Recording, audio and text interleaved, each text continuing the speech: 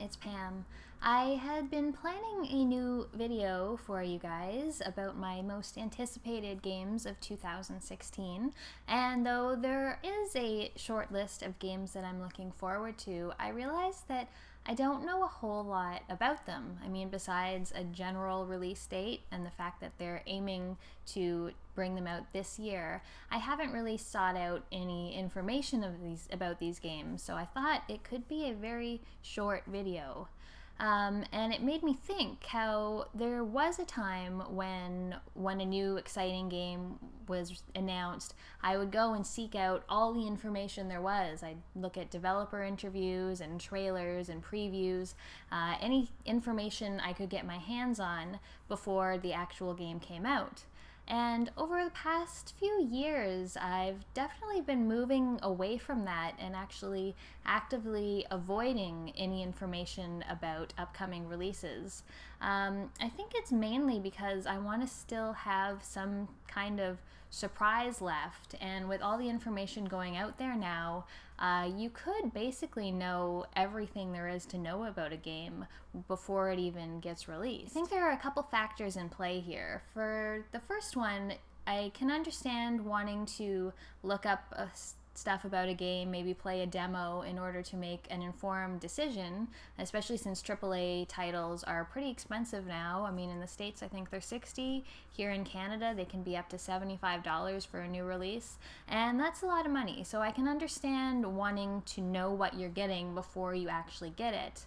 But at the same time, you can know too much. At least for me, you can know too much. You can know all the locations you're going to go and what the story's about and what voice actors are in it and who's the characters and what the levels are like and what all the mechanics are and how they work.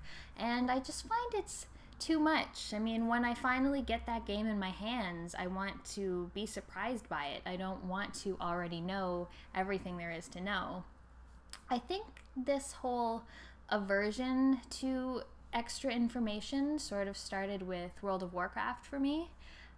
There was a time long ago, like maybe back in Vanilla, Burning Crusade, where I'd go into a dungeon and we'd fight a boss and it would drop a piece of gear for me and it would just be a complete surprise. It'd be like, oh, yay, gear for me, because I didn't know, everything that was on that boss's loot table. And then over the years, that stuff kind of started showing up on sites, and then it got integrated into the game itself in I forget what it's called now, the Dungeon Atlas, something like that. And you could just look up before you even went into a dungeon or a raid, oh, this boss drops this for me, this boss drops that for me. And then there was no surprise. There was no, moment of delight when the thing that you want drops. Instead, there was just disappointment when something you knew could drop didn't drop for you. And with data mining now in World of Warcraft, you can basically know everything there is to know about a patch or an expansion before it comes out. That plus betas and public test realms. I never wanted to participate in these things sort of near the end of my WoW career because I thought I was already going to be playing the game when it was live, especially regarding dungeons. Like, the last dungeon of a expansion, you could literally be in there for a year. So why would I want to go in the public test realm and fight bosses for a few months and then have it go live and be fighting the same bosses for a year? That sounded awful to me. So while I know a lot of people really appreciate that kind of stuff, knowing everything there is and being really informed before they even get the content, it kind of drove me off and made me averse to learning too much about a game before it actually came out. Now, in case you are interested, my top most anticipated games that I'm looking forward to in 2016 are XCOM 2. I love XCOM, so I'm really looking forward to that. I believe that's supposed to be coming out in February. I'm looking forward to Firewatch, which is also either end of January or February. Mass Effect Andromeda, of course. I love the Mass Effect series, although I'm not entirely sure. I wouldn't put money on it that it's actually going to come out this year. Not that I would mind. I mean, I'd rather people finish games rather than rush for a release date that they announced a year ago. Star Ocean, the new Star Ocean, whose subtitle is Integrity and Faithlessness, which is really dumb. That's another one I'm not totally sure that's going to come out in 2016, but maybe. And then the one that I'm most looking forward to is Torment Tides of Numenera. And that brings me to my sort of second point in this video. I'm one of the backers for that game, so if I want to, I can access the beta, which is opening at the end of the month.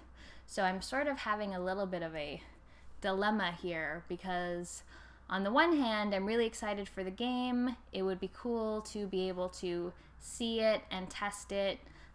There's a little bit of like, ooh, I get to see it first.